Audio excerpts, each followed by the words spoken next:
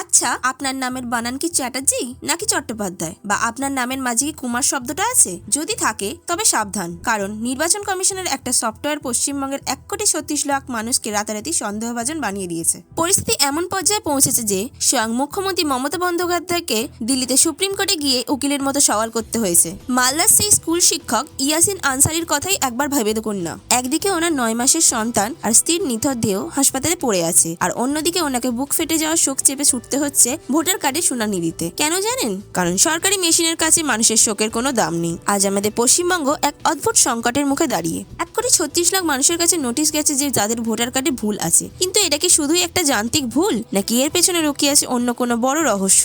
আজকের এই ভিডিওতে আমরা সেই পুরো ঘটনার জট খুলবো। আপনার নামটাও কি এই তালিকায় নেই তো? শেষ পর্যন্ত দেখুন, কারণ এই লড়াইটা আপনারও।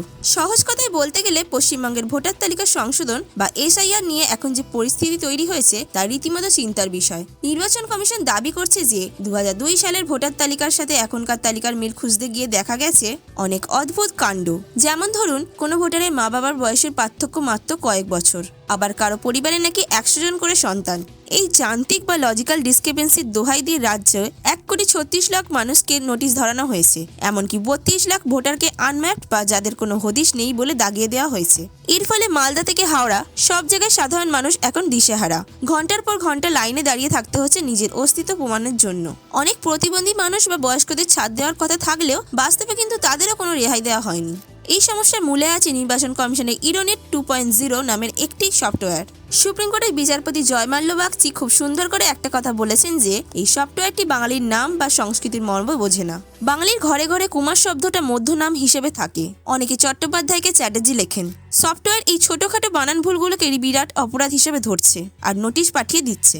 মুখ্যমন্ত্রী মমতা বন্দ্যোপাধ্যায় যখন সুপ্রিম কোর্টে নিজে সওয়াল করলেন, তিনি পরিষ্কার বললেন যে এই যান্ত্রিক নিয়মের গেরোয় পড়ে যেন কোনো যোগ্য ভোটারের নাম বাদ না যায়। তিনি প্রশ্ন তুলেছেন, কেন শুধু পশ্চিমবঙ্গেই বাইরে থেকে মাইক্রো অবজারভার নিয়ে আসা হলো?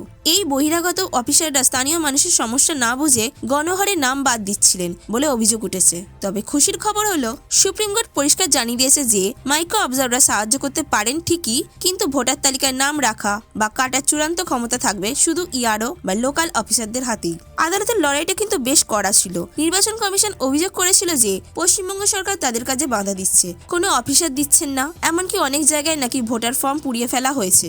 এই নিয়ে বিচারপতিরা এতটাই বিরক্ত ছিলেন যে রাজ্যের পুলিশ ডিজি পীযূষ পান্ডেকে ব্যক্তিগত হলফনামা দিয়ে কারণ দর্শানোর নোটিশ পাঠিয়েছেন। কেন কমিশনের কাজে বাধা দেওয়ার অভিযোগ থাকা সত্ত্বেও কোনো FIR হয়নি, তার জবাব দিতে হবে পুলিশকে। অন্যদিকে রাজ্য সরকারও পাল্টা যুক্তি দিয়েছে যে তারা অফিসার দেওয়ার জন্য তৈরি ছিল, কিন্তু কমিশন থেকে সঠিক যোগাযোগ করা হয়নি।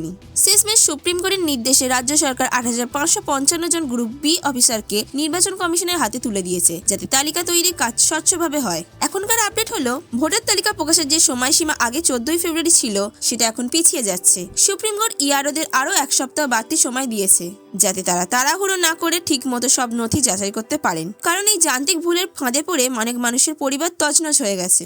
মালদার সে শিক্ষকের কথাই ভাবুন, যিনি শুনানিতে যাওয়ার পথে দুর্ঘটনায় নিজের স্ত্রী সন্তানকে হারিয়েও মৃতদেহ হাসপাতালে রেখে লাইনে দাঁড়াতে বাধ্য হয়েছিলেন।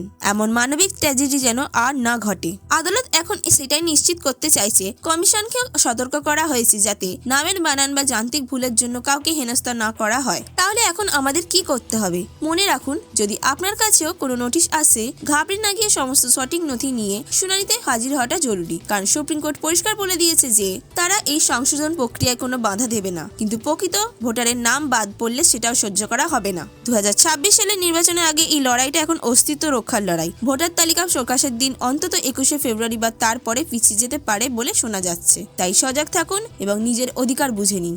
আজকের এই তথ্যগুলো যদি আপনার উপকারে লাগে তবে বন্ধুদের সাথে শেয়ার করুন, যাতে তারাও সচেতন হতে পারে। সুস্থ থাকুন, সচেতন থাকুন এবং পরিবারের খেয়াল রাখুন। ধন্যবাদ।